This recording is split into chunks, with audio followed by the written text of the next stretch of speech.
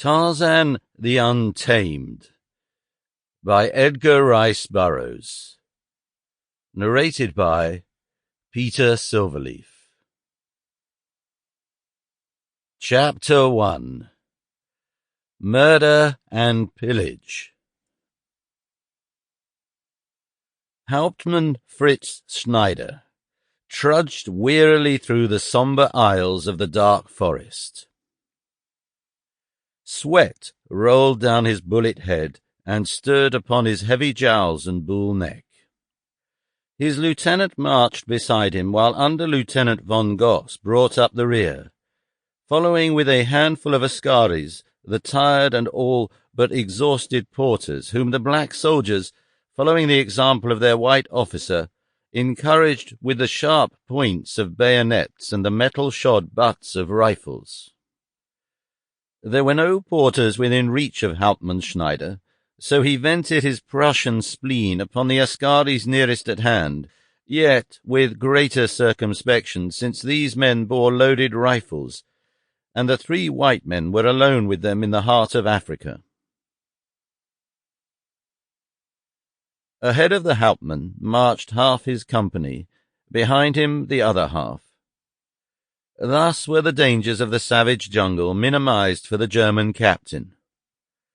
At the forefront of the column staggered 2 naked savages, fastened to each other by a neck chain.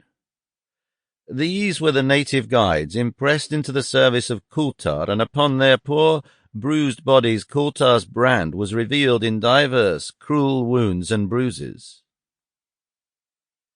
Thus, even in darkest Africa was the light of German civilization commencing to reflect itself upon the undeserving natives, just as at the same period, the fall of 1914, it was shedding its glorious effulgence upon benighted Belgium. It is true that the guides had led the party astray, but this is the way of most African guides.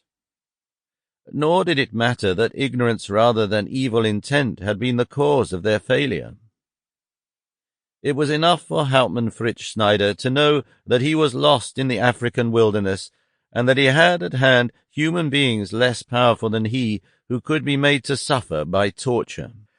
That he did not kill them outright was partially due to a faint hope that they might eventually prove the means of extricating him from his difficulties, and partially that so long as they lived, they might still be made to suffer. The poor creatures hoped. Sample complete. Ready to continue?